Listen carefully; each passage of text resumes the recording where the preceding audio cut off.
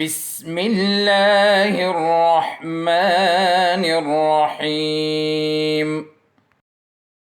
Bismillahirrahmanirrahim. Assalamu alaikum and welcome back to another lesson of English subject for grade 2. Students, yesterday we started unit number 2 and we read it through. हमने इसको completely पढ़ लिया और आज हम इसकी exercise की तरफ जा रहे हैं और जो फर्स्ट पार्ट ऑफ एक्सरसाइज है it has words and sentences और मैं चाहती हूँ कि उनको उन वर्ड्स सेंटेंसेस को हम बुक के ऊपर ही करें. So you should have a pencil in your hands and a razor if you need and then open your books at page number 11.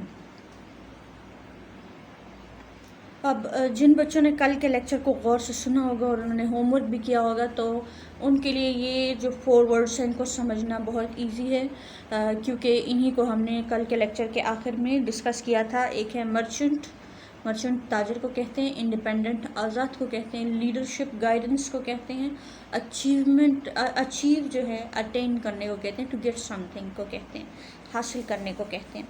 तो इनके आज हम सेंटेंसेस बनाने वाले हैं. पहले तो हम ऑरली कुछ सेंटेंसेस डिस्कस कर लेते हैं. Merchant. Okay, merchant. Poonja Jinnah was a merchant.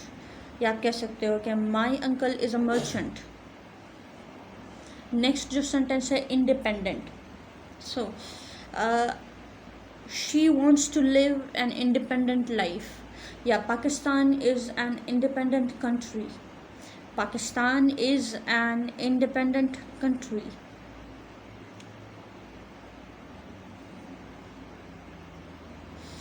Leadership. Leadership का जो सेंटेंस होगा वो कुछ ऐसा होगा कि good leadership is important for the progress of a country. Good leadership, good guidance जो होती है वो किसी भी मुल्क की तरक्की के लिए इम्पॉर्टेंट होती है. तो good leadership is important for the progress of a country. Next जो है achieve. Achieve. We should work hard to achieve our goals. We should work hard to achieve our goals. अच्छा, मैं यहाँ पर सेंटेंसेस लिखने लगी हूँ. सो आप लोग भी अपनी पेंसिल्स रेडी रखें ताकि आप भी वो सेंटेंसेस लिख सकें. So my uncle is a merchant. My uncle is a merchant. Pakistan is an independent country. अच्छा, इंडिपेंडेंट के स्पेलिंग लिखते हुए बहुत एहतियात करनी है. बहुत से बच्चे से इनमें मिस्टेक हो जाती है. तो आपने क्या करना है कि जब आप इंडिपेंडेंट के स्पेलिंग लिख लें उसके बाद उसको 2-3 बार चेक करें. ठीक है. अच्छा, leadership. Leadership. Good leadership is important for our progress. Good leadership is important for our progress. Next word, achieve. We should work hard to achieve our goals. We should work hard to achieve our goals. Goals मकासद को कहते हैं. We should work hard to achieve our goals. अब आते हैं questions and answers की तरफ.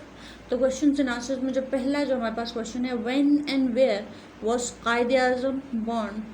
When and where हमने 2 answers देने हैं. पहले तो व्हेन का आंसर देना है और फिर हमने वेयर का. ठीक है.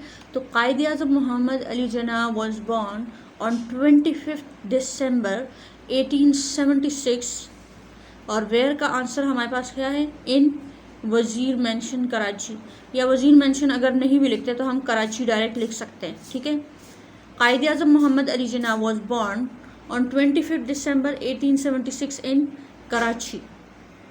नेक्स्ट क्वेश्चन भी बहुत ईजी है. Who was Punja Jinnah. Who was Punja Jinnah. Punja Jinnah was the father of Mohammad Ali Jinnah. Punja Jinnah was the father of Mohammad Ali Jinnah. Okay, the next question is, how many sisters and brothers did the Qaid have? ठीक है. तो आपने इसका आंसर जब बताना है तो फिर पहले याद रखिए कि टोटल 7 ब्रदर्स एंड सिस्टर्स थे और कायद-ए-आज़म मोहम्मद अली जिन्ना वाज द एल्डेस्ट वन, वो उनमें सबसे बड़े थे, तो मतलब इनके 6 बहन भाई थे। कायद had 6 brothers and sisters.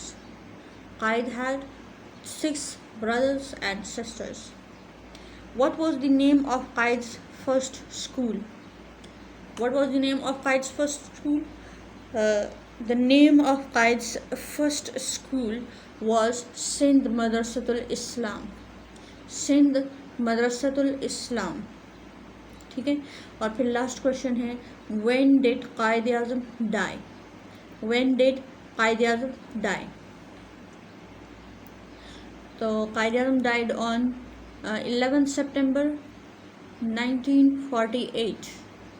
11 सितंबर 1948। अब इन्हीं क्वेश्चंस को हम अपनी नीट कॉपी में करने वाले हैं, सो अपनी नीट कॉपीज ओपन कर लें। सबसे पहले अपनी नोटबुक्स पे CW, date, subject, unit name, number लिख लें। ठीक है, अब आपने क्वेश्चन नंबर 1 लिखना है जो कि है आंसर दीज क्वेश्चंस, और इसका पार्ट 1 अभी हम करने वाले हैं जो कि क्वेश्चन था when and where was Mohammad Ali Jinnah born. The question is when and where was Quaid e Azam born. देख ले कायद-ए-आज़म का Q और A ये दोनों मैंने कैपिटल लिखे, हालांकि यहाँ से क्वेश्चन स्टार्ट नहीं हो रहा, क्वेश्चन हमारा व्हेन से स्टार्ट हो रहा है, लेकिन ये प्रॉपर नेम है तो इसलिए हमने इसको कैपिटल से लिखना है। और ये बात आपने हमेशा याद रखनी है, क्योंकि जब हम प्रॉपर नाम की तरफ जाएंगे तो फिर आपको ये बात पहले से पता होगी और आपको समझने में आसान होगा। जब भी हम किसी का प्रॉपर नेम लिखते हैं तो उसको कैपिटल से लिखते हैं। ठीक है, when and where was Quaid e Azam born? Quaid e Azam was born on 25 December 1876 in Karachi. December भी प्रॉपर नेम है एक मंथ का, तो ये भी कैपिटल D से है। कराची भी प्रॉपर नेम है एक सिटी का, तो ये भी कैपिटल K से। और ये जो डिजिट्स मैंने जितने भी लिखे हैं इनको आप अपर 3 लाइंस में लिखेंगे, तभी ये खूबसूरत लगेंगे। ठीक है, बहुत छोटा लिखेंगे तो ये अच्छे नहीं लगेंगे। सो क्वेश्चन का ये आंसर लिखते वक्त इन सारी बातों का ख्याल रखना है। Quaid e Azam was born on 25 December 1876 in Karachi. Next question is who was Punja Jinnah. याद रखिएगा पूंजा भी प्रॉपर नेम है और जिन्ना भी प्रॉपर नेम है। पूंजा जिन्ना, आपने दोनों को कैपिटल लेटर से स्टार्ट करना है और ये बात हमेशा याद रखनी है। पूंजा जिन्ना was the father of Quaid-e-Azam. Punja Jinnah was the father of Quaid-e-Azam. अच्छा, यहाँ इसके बाद आप फुल फिनिशिंग लाइन ड्रॉ करेंगे। आप पे कोई ज़बरदस्ती नहीं है कि आप डबल फिनिशिंग लाइन ड्रॉ करें, क्योंकि कुछ बच्चों के लिए मुश्किल होता है, लेकिन जो बच्चे ड्रॉ कर सकते हैं वो डबल फिनिशिंग लाइन ही ड्रॉ करेंगे और फुल लेंथ होनी चाहिए। छोटी सी कोई फिनिशिंग लाइन ना हो, छोटी सी ना हो, इस मार्जिन लाइन से दूसरे मार्जिन लाइन तक ही होनी चाहिए। ठीक है, okay. Next question is how many sisters and brothers did the Qaid have? So the Qaid had 6 sisters and brothers. The Qaid had 6 sisters and brothers. एक बात याद रखिएगा कि यहाँ पर क्वेश्चन में did है, तो did की वजह से have had में चेंज हो गया, और जहाँ कहीं भी क्वेश्चन में did आएगा उसकी वजह से हेल्पिंग जो वर्ब होगा वो चेंज हो जाएगा। ठीक है, most of the time helping verb पे भी थोड़ा बहुत असर पड़ता है, लेकिन हर हेल्पिंग वर्ब पे नहीं पड़ता। ठीक है, तो डिड याद रखें कि इसकी वजह से वर्ब चेंज होगा। ठीक है, तो यहाँ पर क्या है, हैव क्या बन गया, हैड बन गया। The Quaid had 6 sisters and brothers. Next question is what was the name of the Qaid's first school? What was the name of Qaid's first school? The name of the Qaid's first school was Sindh Madrasatul Islam. Sindh Madrasatul Islam. यहाँ इस बात का ख्याल रखिए कि ये जो upper case comma है, मतलब जो ऊपर लगने वाला कॉमा है, इसको अपॉस्ट्रोफी कहते हैं और ये बहुत इंपॉर्टेंट है। ये अगर आपने नहीं लगाया तो इससे मीनिंग चेंज हो जाता है। और यही अपॉस्ट्रॉफी और एस, और ये अपॉस्ट्रॉफी और एस लगाना आप नहीं भूलेंगे, ठीक है। ये बहुत इंपॉर्टेंट चीज़ है, बहुत छोटी चीज़ है लेकिन बहुत इंपॉर्टेंट चीज़ है। So the name of the Qaid's first school was Sindh Madrasatul Islam. When did Qaid Azam die? अच्छा, ये एक दूसरा क्वेश्चन है जिसमें डिड हमारे पास है, तो डिड की वजह से डाइड बन जाएगा, डाइड।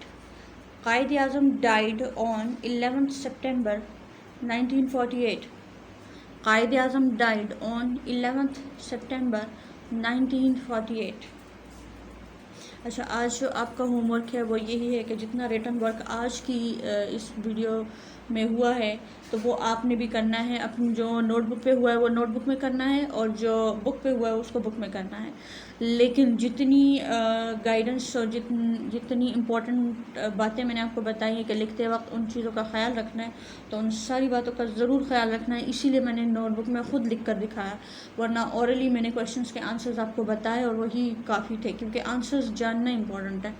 और मैंने आपको लिख कर इसलिए दिखाया ताकि आपको पता हो कि कहाँ कैपिटल, कहाँ स्मॉल, कहाँ पर डिजिट और कहाँ पर ये अपॉस्ट्रॉफी, फुल स्टॉप चीज़, ये बाकी चीज़ें जो भी लगाना है, तो ये सारी चीज़ें बताने के लिए, दिखाने के लिए मैंने इसको रिटन फॉर्म में आपको करके दिखाया, ठीक है।